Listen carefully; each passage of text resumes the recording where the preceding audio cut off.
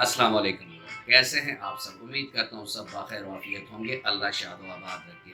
Viewers, आप लोगों ने ये तो सुना होगा कि मर्दाना जरासीम कम हैं, उनकी मोर्टेलिटी में फ़र्क है, उनकी मॉर्फ़ोलॉजी में फ़र्क है, यानी जरसूना जो तौलीदी जरासीम हैं वो कम हैं, उनमें हरकत की कमी है, उनमें अपाहजपन है या वो मुर्दा हैं। ये तो आपने सुना होगा कि ये वजूहात हैं मेल इनफर्टिलिटी के। आज मैं आप लोगों को एक ऐसी मेल इनफर्टिलिटी की बीमारी के बारे में बताऊंगा, मर्दाना जरासीम की ये बीमारी होती है कि उसमें ये जरासीम ज़्यादा होते हैं, हद पार ज़्यादा होते हैं, यानी एक एजैकुलेशन में वो जरासीम डबल होते हैं और इतने ज़्यादा जरासीम होकर भी मरीज को भांजपन देखना पड़ता है। ये भी मैं आपको बताऊंगा कि वो क्या वजह है कि मरीज को भांजपन देखना पड़ता है, या अगर उसकी फर्टिलाइजेशन हो भी जाए तो वो 9 मंथ पूरे नहीं करते, उसकी अबॉर्शन हो जाती है। तो इसकी क्या वजह है? इन तमाम अवामिल पर इस वीडियो में मैं आपसे बात करूंगा। लेकिन अगर आप मेरे चैनल पर नए हैं और अभी तक आपने चैनल को सब्सक्राइब नहीं किया तो चैनल को सब्सक्राइब कर दें और बेल आइकन दबा दें, ताकि इस तरह की मुफीद वीडियोस आप लोगों को वक्तन फ़वक्तन मिलती रहें।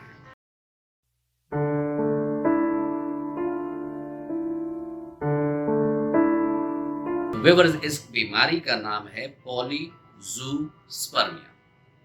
पॉलीज़ूस्पर्मिया में क्या होता है, ये जो एक बार एजेकुलेशन होती है जिसको आप इंजाल कह सकते हैं, इसमें अगर स्पर्म का काउंट 200 टू 250 मिलियन या इससे ज़्यादा पर ml होगा तो ऐसे पेशेंट्स को आप कहेंगे कि इनको पॉलीज़ूस्पर्मिया है। अब यहाँ सवाल आम उठता है हमारे व्यूअर्स के जहन में कि डॉक्टर साहब, यहाँ तो जरासीम होते नहीं है तो बच्चे नहीं होते, ये ज़्यादा हो गए तो ये किस तरह बात हो गई कि इसमें भी बच्चे पैदा नहीं होते या इनफर्टिलिटी हो जाती? तो इसका जवाब ये है कि स्पर्म कि अल्लाह रब्बुल इज़्ज़त ने जो एक काउंट रखी है पर एजेकुलेशन, और उस काउंट के मुताबिक अगर वो आ रहा है, वो मिकदार काउंट के मुताबिक आ रही है, तो स्पर्म की जो मूवमेंट होती है, प्रोग्रेसिव मूवमेंट जो होती है, वो इजीली होती है। पॉलीज़ूस्पर्मिया में क्या होता है कि एक हजूम होता है। इसको आप इस तरह समझ लें कि आप बाजार गए हैं और बहुत हजूम है और आपने एक दुकान तक पहुंचना है, ठीक है? अब हजूम ज़्यादा है तो क्या आप उस दुकान तक पहुंच जाएंगे? नहीं पहुंचेंगे, आपको धक्के पड़ेंगे, एक तरफ से कोई दबा रहा है, दूसरी तरफ से आपको धक्का मिल रहा है, यानी बहुत मुश्किल से आप उधर पहुंचेंगे, ठीक है? लेकिन अगर लोग कुछ कम हैं और आप उस दुकान तक पहुंचने की कोशिश कर रहे हैं तो आप इजीली उनमें रास्ता बनाकर पहुंच जाएंगे। सेम केस यहाँ स्पर्म्स का होता है कि स्पर्म ओवर क्राउडेड होते हैं, यानी हजूम की शक्ल में होते हैं। तो ऐसे में जो स्पर्म की प्रोग्रेसिव मूवमेंट है वो रिस्ट्रिक्ट हो जाती है। जब वो रिस्ट्रिक्ट हो जाती है तो वो अंडे तक पहुंचते नहीं है। एक दूसरी रीजन इनफर्टिलिटी की वो ये होता है कि बाज़ औक़ात इनके जो आगे वाले स्पर्म्स होते हैं वो बड़े प्रोग्रेसिव होते हैं, तेज होते हैं, तो इनकी इसी क्रोमोसोमल डिफेक्ट्स की वजह से कि इनकी तादाद ज़्यादा है तो ये अंडे के अंदर एक दो ही पेनेट्रेट कर जाते हैं या 3-4 पेनेट्रेट कर जाते हैं, वहाँ फर्टिलाइजेशन हो जाती है लेकिन वो वाइबल नहीं होती, बचने वाली नहीं होगी वो, या अगर वो कुछ अरसा रही फिर उसमें एबॉर्शन होगा ड्यू टू डीएनए की जो एबनॉर्मेलिटीज हैं और क्रोमोसोमल एबनॉर्मेलिटीज जो है, इसकी वजह से उनकी डेथ हो जाएगी, यानी वो प्रेगनेंसी अचीव नहीं कर सकते। अब व्यूअर आप पूछेंगे कि इसकी कॉजेशन क्या है, तो कॉजेशन में साइंटिस्ट अभी तक कोई एक्सप्लेनेशन अच्छी तरीके से नहीं दे सके और वो यही कह रहे हैं कि जेनेटिक मेकअप में कोई फ़र्क आ जाता है जिसकी वजह से फ्रक्टोज, सीमन और इन चीज़ों में एबनॉर्मेलिटी आ जाती है, जिसकी वजह से प्रोडक्शन जो होती है वो एक्सीड कर जाती है। और बाज़ औक़ात यहाँ तक देखने में आया है कि पर एजेकुलेशन 650 मिलियन पर ml तक भी काउंट आ जाता है। अब खुद अंदाज़ा लगाएं कि 200 से कम आपको चाहिए होता है और आपका तिगना आपको फी एजेकुलेशन मिल रहा है, तो इतने ओवर क्राउडेड स्पर्म्स किस तरह अंडे तक पहुंचेंगे? तो ये इसकी इनफर्टिलिटी की वजह है।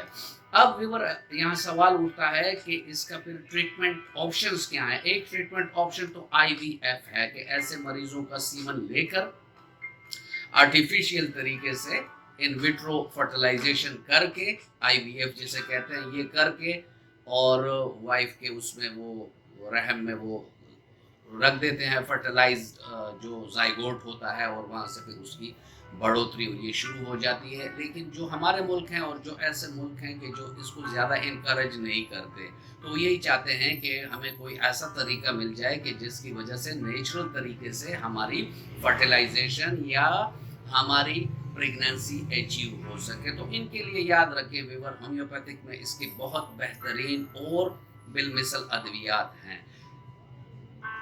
हर इंसान में एक मुकर्ररा मुद्दत के लिए खून भी बनता है, फिर मरता भी है। इसी तरह स्पर्म भी एक मुकर्ररा मिकदार में बनते हैं, यानी सब इंसानों में इस तरह होता है। अगर किसी में कोई एबनॉर्मलिटी आ रही है तो होम्योपैथिक स्कूल ऑफ थॉट से इसकी कॉजेशन जो है, प्राइमरी कॉजेशन इसकी होती है मायाज़म। तो अगर मायाज़म को ट्रीट कर लिया जाए, उसके बाद मरीज के कॉन्स्टिट्यूशन को ट्रीट कर लिया जाए, उसके कलेक्टिव सिम्टम को लेकर उसको बिलमिसल अद्वियात दी जाए, तो होम्योपैथिक में यहाँ तक अद्वियात हैं कि जो स्पर्म के डीएनए लेवल पर भी कोई एबनॉर्मेलिटी होती है तो वो उन मेडिसिन से रेक्टिफाई यानी ठीक हो जाती है। तो जब भी आपको कोई ऐसा मसला हो तो अपने करीबी होम्योपैथिक डॉक्टर से मिलें ताकि वो आपको बिलमिसल दवाई दे सके और आपका ये पॉलीजूस्पर्मिया का मसला ठीक हो सके। व्यूअर, आई थिंक बड़ा इंटरेस्टिंग सा आज वीडियो था, क्योंकि ये एक नई चीज़ थी कि स्पर्म इतने ज़्यादा हो गए कि इनफर्टिलिटी हो गई है।